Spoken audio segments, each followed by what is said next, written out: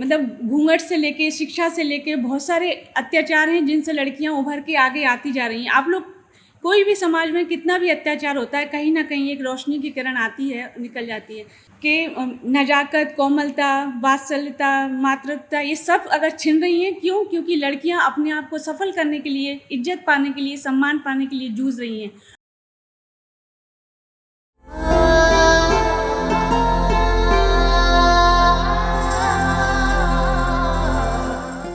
मेरी कविता का शीर्षक है आशा की किरण।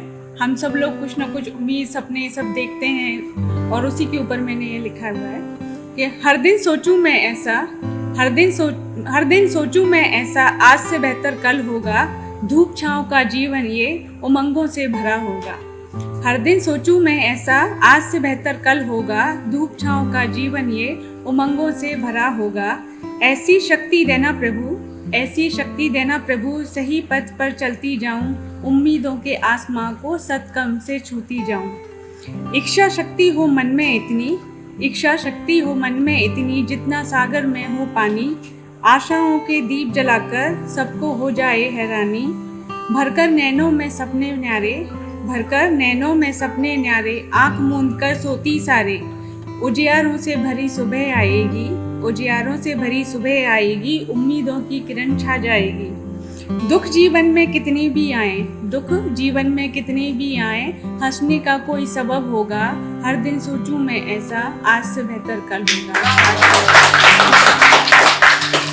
अक्सर हम देखते हैं कि कई लोग ऐसे होते हैं जो हमको लगते हैं ये लोग बहुत गलत करते हैं, लेकिन उनके साथ अच्छा होता है, और जब हम अच्छा करते हैं और बुरा होता है तो हमको समझ नहीं आता कि हमें किस बात की सज़ा मिल रही है। तो मुझे ऐसा लगता है कि ऐसा कुछ होना चाहिए जो आपको आईना दिखाए, लेकिन होता नहीं है। और वो हमको रामायण महाभारत में भगवानों की दिखाया गया है कि उनने पिछले जन्म में क्या किया, पर हमने क्या किया हमको नहीं पता चलता।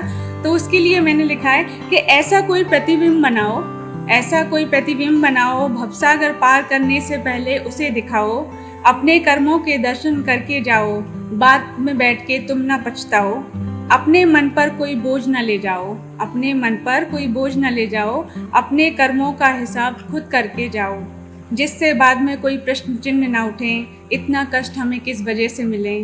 पल पल की घुटन से तुम बच जाओ, गलत रास्ते पर चलने से पहले वहीं रुक जाओ, अपने सत्कर्मों से सही रास्ते पर जाओ, शायद तुम इस प्रतिबिंब को देखने से बच जाओ। कर्म करो ऐसे कि बेफिक्र होकर जाओ, कर्म करो ऐसे कि बेफिक्र होकर जाओ, दुआओं से झोली भरकर ले जाओ, फक्र के साथ अपने सफ़र पे जाओ, अंतिम क्षणों पर तुम ना घबराओ। और अभी जो अपना जो देश है पूरा एक दहशत से भरा हुआ है, तो 4 लाइन और लिखी थी कि औरत की इज्जत कोई खेल नहीं, औरत की इज्जत कोई खेल नहीं, बढ़ते अत्याचार का कोई माप नहीं। क्या इस कलयुग में भी कोई श्री कृष्ण जैसे आएगा, जो खामोश देखने वालों को भीष्म पिता की तरह बाणों पर सुलाएगा और दुर्गति व सदगति के अंतर को समझाएगा। हमारे देश में हम लोग अक्सर लड़कियों को बोलते हैं कि इनकी शर्म चली गई, हया चली गई है, लेकिन इस सब के जिम्मेदार हम खुद हैं। मतलब घूंघट से लेके शिक्षा से लेके बहुत सारे अत्याचार हैं जिनसे लड़कियां उभर के आगे आती जा रही हैं। आप लोग कोई भी समाज में कितना भी अत्याचार होता है, कहीं ना कहीं एक रोशनी की किरण आती है, निकल जाती है। तो हम पता नहीं किस चीज़ का इंतजार कर रहे हैं कि नजाकत, कोमलता, वात्सल्यता, मातृत्वता ये सब अगर छिन रही हैं, क्यों? क्योंकि लड़कियां अपने आप को सफल करने के लिए, इज्जत पाने के लिए, सम्मान पाने के लिए जूझ रही हैं। और हारी कहाँ? घूंघट से जीत गई, शिक्षा को जीत गई, धरती जो जीत गई, आसमां को जीत गई। हारी तो 10-10 लोगों के एक साथ अत्याचार से। इसको भी जीत जाएगी, लेकिन वो फूलन देवी बन जाएगी। तो क्या इस समाज को, हर लड़की को फूलन देवी बनाना है? ये बहुत बड़ा प्रश्न चिन्ह है। हम सबको ही शायद इसको सुधारना है। धन्यवाद।